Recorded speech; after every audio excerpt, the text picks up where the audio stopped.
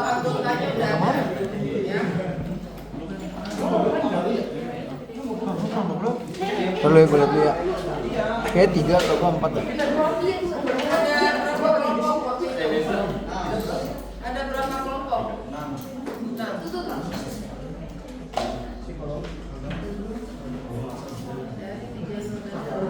baik, sudah ya, gantian ya, saya ngomong ya. Karena nanti nggak ada lagi tanya-tanya ke saya. Kalau catat sekalian, nanti saya lupa. Ya, yang kelompok 1 materi atau temanya mengenai cari kasus ya, cari kasus mengenai neurosis yang ada di PPT saya. Nih ya. Oh, bisa dibantu nggak untuk di fokusnya? Ada di PPT ya.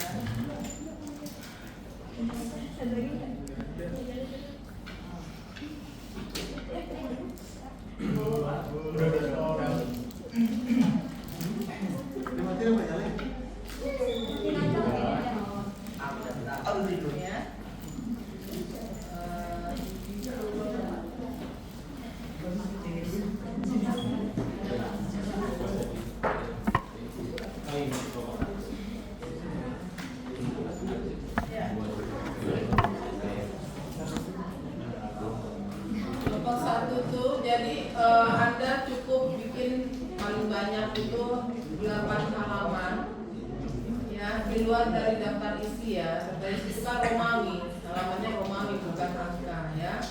Daftar isi kalau Anda mau pakai kata-kata, daftar pustaka itu di luar dari halaman isi ya. Jadi yang isi bikin makalahnya adalah sudah tuliskan nggak bagian-bagian yang mau dibuat? Belum ya?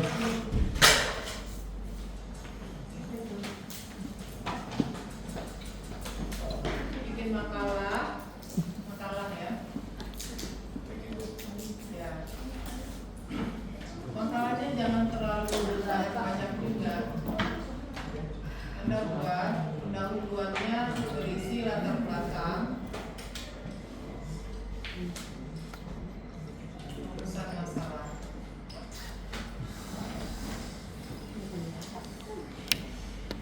Rumusan masalah itu cukup 2 saja. Rumusan masalah 1, masalah 2. Ya. Nah, yang kedua adalah pembahasan. Pembahasan yang dibahas adalah rumusan masalah 1. Saya singkat aja RM ya. Rumusan masalah 1 dan 2 juga. Oke. Di sini masalahnya. Di sini cari penyelesaiannya, solusi. Ya, rumusan masalah 1 apa?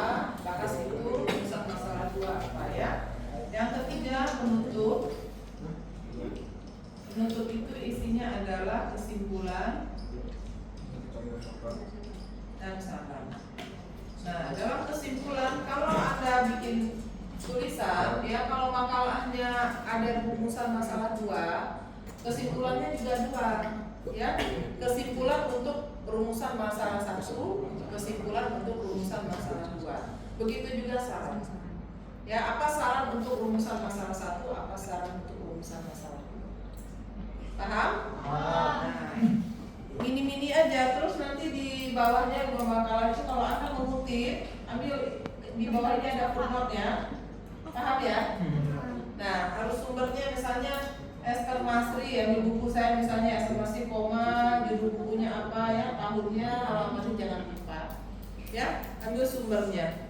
Jadi ketahuan Anda mengambil dari mana, jangan nanti dibilang plagiat. Ini contoh-contoh apa? Upaya untuk mengawali lah nanti kalau Anda mulai skripsi, jadi Anda udah paham ya. Metode sekarang nggak usah, jadi maksimal 8 halaman saja. Oke? Ya? Apanya? Cover. Oh, cover itu nggak usah pakai halaman. Dibuat dari tetap ada kan? Oh ya, tetap ada, tapi Anda nanti nggak usah print. Ya, kirim saya aja ya. So file aja. Ya, PDF. Jadi kirimnya di grup aja. Jadi yang lain juga bisa baca.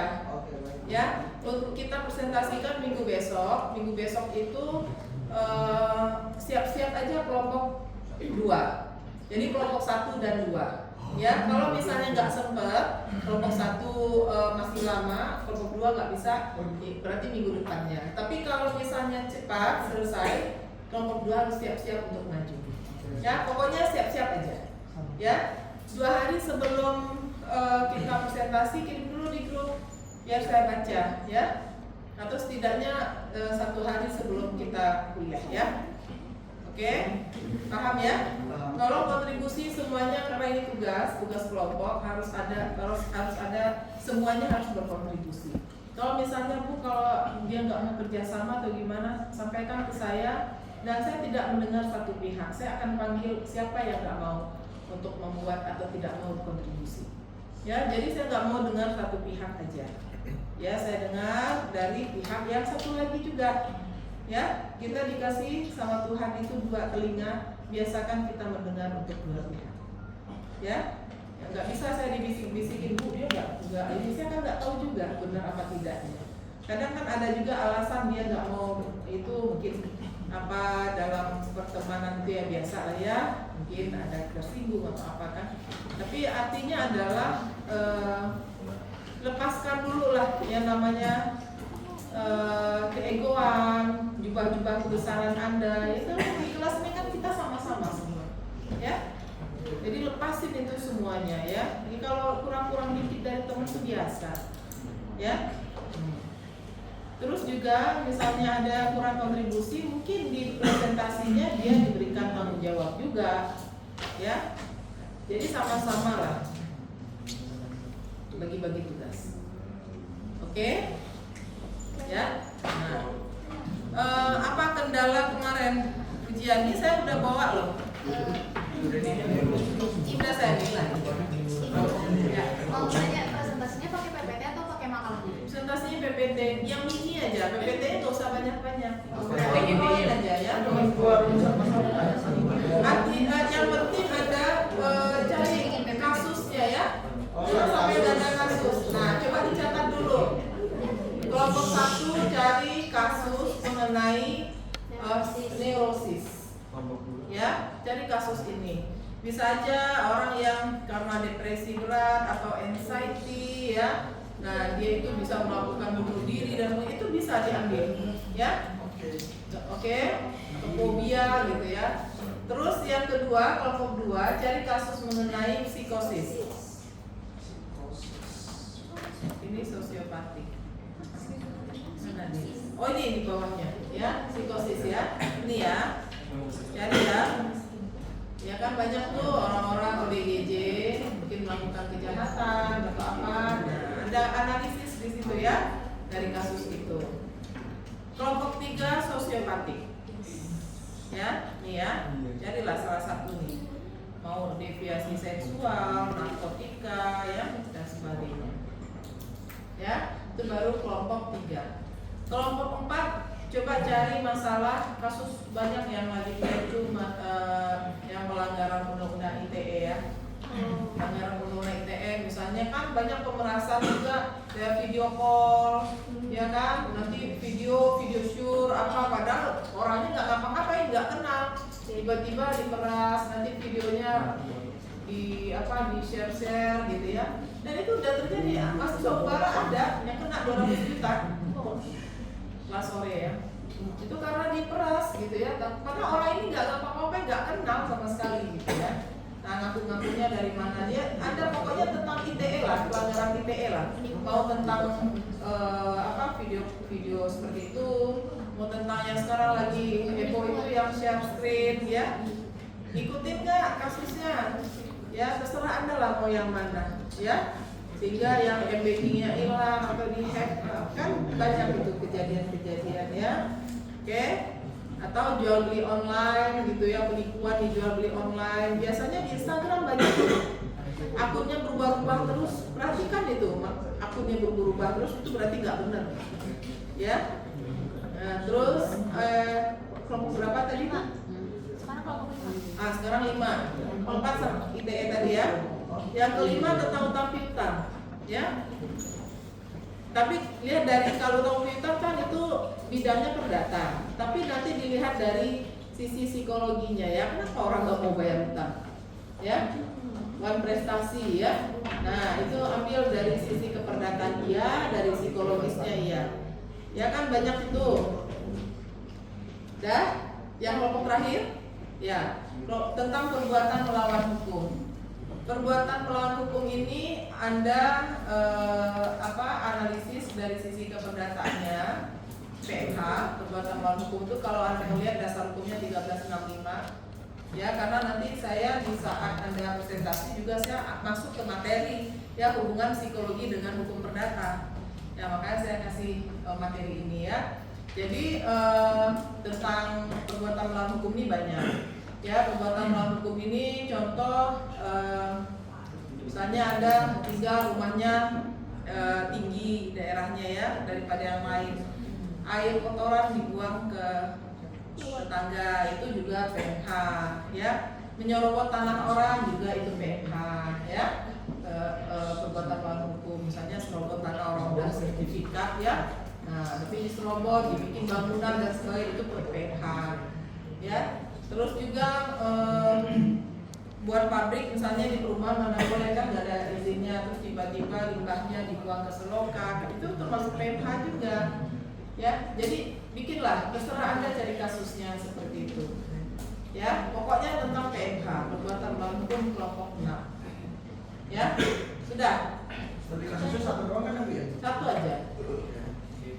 Ya, tapi Anda harus bandingkan ya, bandingkan dari sisi keperdataannya, tanggung jawabnya apa ya, secara psikologinya, karena kita kan mata kuliahnya psikologi hukum. Ya. Nah, coba Anda analisis di situ. Saya minta analisisnya, ya. Nggak perlu banyak-banyak, ya, sedikit tapi fokus. Ya, tulisannya sedikit tapi fokus, gitu ya. Ada yang mau bertanya? Ibu, Ya, silakan. Saya kalau 4 ITE ya Bu, jadi kita lihat itu dari psikologisnya ya Bu. Iya, pokoknya gini. Lihat dari normatifnya undang-undang ITE itu, ya, dilihat juga dari sisi psikologinya. Kenapa itu terjadi? Jadi ada mix, ya. Kayak komputer kan lebih murni ke keperdataan itu. Nah, ada mix juga dengan psikologinya. Kenapa ada orang yang nggak mau bayar utang? Itu bisa juga dianalisis di situ, ya. Oh, dengan PMH juga kayak gitu. Kok bisa-bisanya ya ada orang menyerobot tanah orang, gitu ya. Nah, kalau dari sisi sosiopati, perilaku menyimpang itu bisa Anda pakai dari sisi misalnya kenapa ya kayak orang yang skizofrenia itu melakukan kejahatan misalnya pembunuhan. Nah, Anda ingat ya alasan pembenar dan alasan pemaaf. Nah, pernah saya sampaikan di kelas ini dulu. Coba ingat pasal 44 KUHP. Nah, itu juga dikaitkan dengan KUHP. Tergantung ya. Kalau tentang pembunuhan ya kaitannya dengan pasal pembunuhan. Ya, nah kenapa pembunuhan itu terjadi? Dilihat riwayatnya gimana, background hidupnya itu gimana. Ya, kejahatan itu kan ada profilnya. Ya, nah itu kenapa itu terjadi? Jadi tergantung konteks ya. Kalau pembunuhan ya pasal apa yang dia langgar gitu. Ya, nah dalam buat rumusan masalah harus Anda pahami bahwa rumusan masalah itu jangan Anda bikin rumusan masalah 1, pengertian dan ruang lingkup. Jangan, itu nggak ada masalah itu. Yang masalah itu bagaimana perlindungan hukum terhadap anak korban KDRT misalnya. Ya, itu masalah. Ya, yang dibahas di sini pembahasannya di sini. Ya, jadi rumusan masalah itu mungkin Anda bikin bagaimana pengaturan mengenai apa. Ya, mungkin tentang PMH, perbuatan melawan hukum. Yang kedua, upaya penyelesaiannya gimana? Karena ada yang nyerobot tanah orang udah SHM, sertifikatnya hak milik, masih bisa orang nyerobot bangun di atas tanah itu. Ya, kan kayak gitu. Nah, jadi kalau di rumusan masalah ini kan berkaitan ke pembahasan, dikaitkan nantinya. Karena dibahas di sini, ya rumusan masalah. Jadi rumusan masalah itu jangan bikin bagaimana pengertian mengenai perbuatan melawan hukum itu salah. Emang apa masalahnya dengan pengertian? Gak ada. Bagaimana ruang lingkup itu nggak ada. Ruang lingkup itu nggak ada masalah, nggak ada apa-apa. Itu maksudnya nanti nextnya kalau ada bikin jurnal atau apa itu ke tinjauan pustaka, bukan ke ke rumusan masalah itu. Rumusan masalah bisa Anda kembangkan, misalnya mengapa ada pertanyaan seperti itu ya, apa atau bagaimana ya, bagaimana pengaturan terhadap perbuatan melawan hukum di Indonesia misalnya, itu masalah. Terus terjadi penyerobot jual beli online misalnya, yang penipuan di jual beli online, itu juga upaya, bagaimana upaya penyelesaiannya ya, itu juga rumusan masalah gitu ya. Nah terus bagaimana perlindungan hukumnya, itu rumusan masalah. Jadi hindari yang namanya rumusan masalah, bagaimana pengertian ya, ruang lingkup, bagaimana tujuan, itu enggak masalah ya. Paham? Paham. Mungkin lah ya. Oke, gimana UTS yang kemarin? Rasa-rasanya gimana?